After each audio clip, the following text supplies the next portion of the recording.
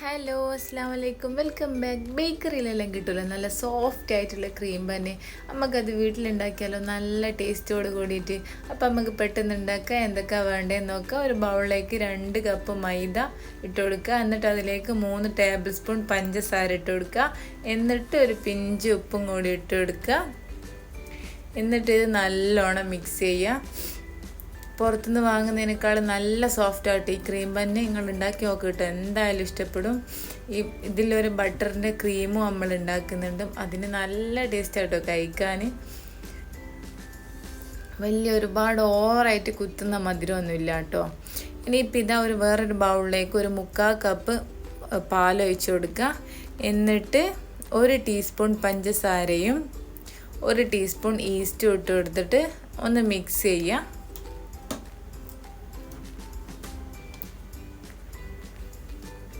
അപ്പോൾ ഇതാ ഈസ്റ്റ് ഇട്ട് കൊടുത്തിട്ടുണ്ട്. ഇനി ഇത് നല്ലോണം ഒന്ന് മിക്സ് ചെയ്യാം.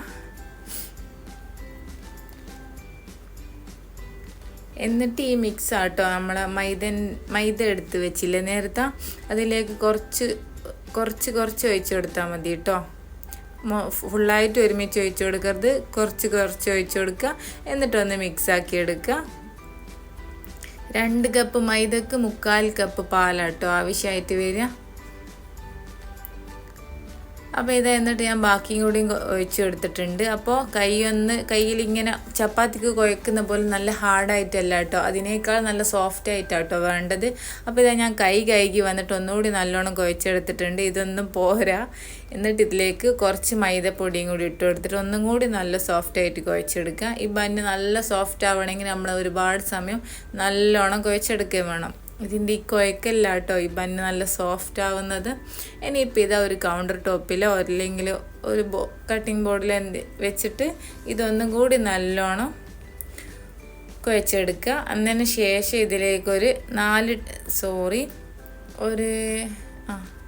2 ടേബിൾ സ്പൂണോളം ബട്ടർ ഇല്ലേ അത് ഇട്ട് കൊടുക്കുക. ഉപ്പില്ലാത്ത ബട്ടർ കേട്ടോ. എന്നിട്ട് ബട്ടറും കൂടി ഇതിലേക്ക് ഇട്ടിട്ട് നല്ലോണം വീണ്ടും കുഴച്ചെടുക്കുക. ഈ കുഴക്കൽ ഒന്നും സ്കിപ്പ് ചെയ്യരുത് കേട്ടോ. ഇതൊക്കെ ആട്ടോ ഇതിൻ്റെ നല്ല സോഫ്റ്റ് ആവുന്നത്. ഇനിയിപ്പോൾ ഇത് സമയമെടുത്ത് തന്നെ ചെയ്യണം കേട്ടോ ഇതൊക്കെ. ഇപ്പോൾ ഇതാ നല്ല സോഫ്റ്റായിട്ട് ഞാൻ കുഴച്ചെടുത്തിട്ടുണ്ട്. ഇനിയിപ്പോൾ ഇതാ നമ്മൾ നേരത്തെ ബൗളിലൊന്ന് ഓയിൽ തടവി കൊടുത്തിട്ട് നമ്മളിപ്പം കുഴച്ച് വെച്ച ബന്നിൻ്റെ മാവില്ലേ അത് ഇതിലേക്കൊന്ന് വെച്ച് കൊടുക്കുക. എന്നിട്ടിത് നല്ലോണം ഒന്ന് അടച്ച് വെച്ച് കൊടുക്കുക. ഒരു ക്ലിംഗ് റാപ്പ് വെച്ചാട്ടോ ഞാനിപ്പോൾ അടച്ചത്, അല്ലെങ്കിൽ ഒരു തുണി വെച്ചിട്ട് അടച്ചാലും മതി. നനഞ്ഞ തുണി വെച്ചിട്ട് തീരെ ഡ്രൈ ആവാണ്ട് മേലെയൊക്കെ നല്ലോണം ഓയിൽ ബ്രഷ് ചെയ്ത് കൊടുക്കണം കേട്ടോ. അപ്പോൾ ഇതേപോലെ ഒന്ന് കവർ ചെയ്ത് വെച്ചെടുത്തിട്ടുണ്ട്. ഇനിയിപ്പോൾ ഇത് ഒരു 2 മണിക്കൂർ റെസ്റ്റ് ചെയ്യാൻ വെക്കാം കേട്ടോ. 2 മണിക്കൂർ തന്നെ വെക്കണം. അപ്പോഴാണ് നമ്മളെ ഈസ്റ്റൊക്കെ നല്ലോണം പൊങ്ങി വരിക. മാവ് ചൂടുള്ള സ്ഥലമൊക്കെ ആണെങ്കിൽ പെട്ടെന്ന് പൊങ്ങി വരും കേട്ടോ. തണുപ്പുള്ള സ്ഥലമാണെങ്കിൽ കുറച്ച് സമയം എടുക്കും. അപ്പോൾ ഇതാ 2 മണിക്കൂറിന് ശേഷം നമ്മളെ മാവ് നല്ലോണം പൊങ്ങി നല്ല ഡബിൾ സൈസ് ആയിട്ട് വന്നിട്ടുണ്ട് കേട്ടോ. ഇനിയിപ്പോൾ ഇതൊന്ന് മിക്സ് ചെയ്തിട്ട് ഇതിൻ്റെ ഉള്ളിലത്തെ എയർ ബബിൾസ് ഒക്കെ ഒന്ന് പോക്കിയെടുക്കാം. എന്നിട്ടിത് ബന്നിൻ്റെ ഷേപ്പിലേക്കാക്കാം. ഇത് ബന്നിൻ്റെ ഷേപ്പിലേക്ക് നമ്മളാക്കുമ്പോൾ നമ്മൾ ഇതിൽ നിന്ന് കുറച്ച് ബോൾസ് എടുത്തിട്ട് ഉള്ളിലേക്ക് ഇങ്ങനെ മടക്കി കൊടുക്കണം കേട്ടോ. അങ്ങനെ റൗണ്ട് ഷേപ്പ് ആക്കി എടുക്കണം കേട്ടോ. അല്ലാണ്ടാക്കുമ്പോൾ ഇത് നമ്മൾ ഫ്രൈ ചെയ്യുമ്പോൾ ഇത് പൊട്ടിപ്പോവും കേട്ടോ. ഉള്ളിലേക്കാക്കി കൊടുത്തിട്ട് റൗണ്ട് ആക്കി എടുക്കാം.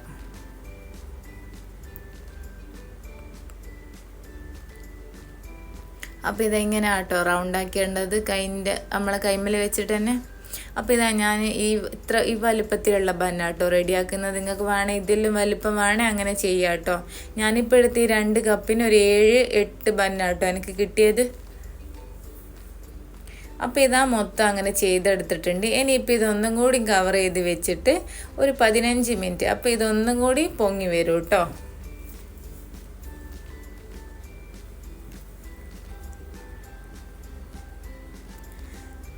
അപ്പോൾ ഇതാ 15 മിനിറ്റിന് ശേഷം മാവ് ഒന്നും കൂടി പൊങ്ങി വന്നിട്ടുണ്ട്. നമ്മൾ ഷേപ്പ് ചെയ്ത് വെച്ച ബന്നിൻ്റെ മാവ്. ഇനി ഇത് നല്ല ലോ ഫ്ലെയിമിൽ വെച്ച് ചൂടാക്കിയ ഓയിലാണ്.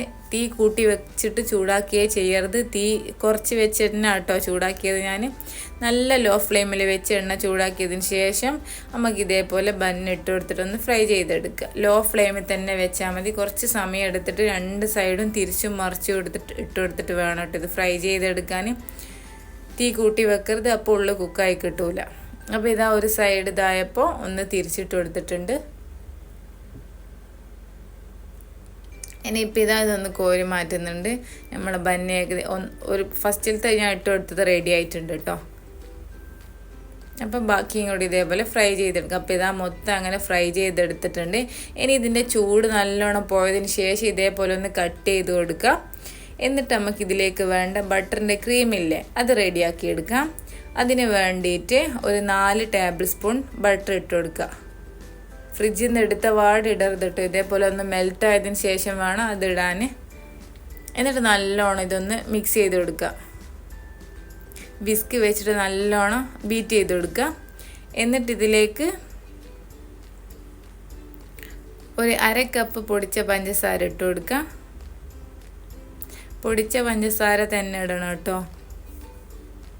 അപ്പോൾ ഇതാ പൊടിച്ച പഞ്ചസാരയും കൂടി ഇട്ട് കൊടുത്തിട്ടുണ്ട്.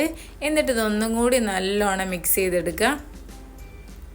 ഈ ബട്ടറിൻ്റെ ക്രീം നല്ല ടേസ്റ്റ് ആട്ടോ കഴിക്കാൻ. ഇതും ആ ബന്നും കൂടി ആകുമ്പോൾ നല്ല സോഫ്റ്റാണ്, അടിപൊളി ടേസ്റ്റ് ആട്ടോ കഴിക്കാൻ. ഇനി ഇതിലേക്ക് ഒരു ടേബിൾ സ്പൂണ് ഞാനിപ്പോൾ എന്താ പറയുക ചൂടാക്കിയിട്ട് തണിഞ്ഞ പാലാട്ടോ, അതും കൂടി ഇതിലേക്ക് ഒഴിച്ചു കൊടുക്കുക. എന്നിട്ട് നല്ലോണം മിക്സ് ചെയ്യുക. അപ്പോൾ ഇത് നമ്മളെ ബട്ടർ ക്രീം ഇവിടെ റെഡി ആയിട്ടുണ്ട്.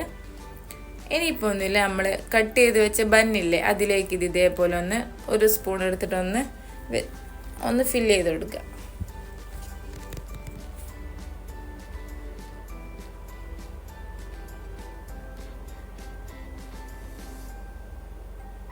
ക്രീം ഓരോ സ്പൂണ് ഇതേപോലെ ആക്കി കൊടുക്കുക.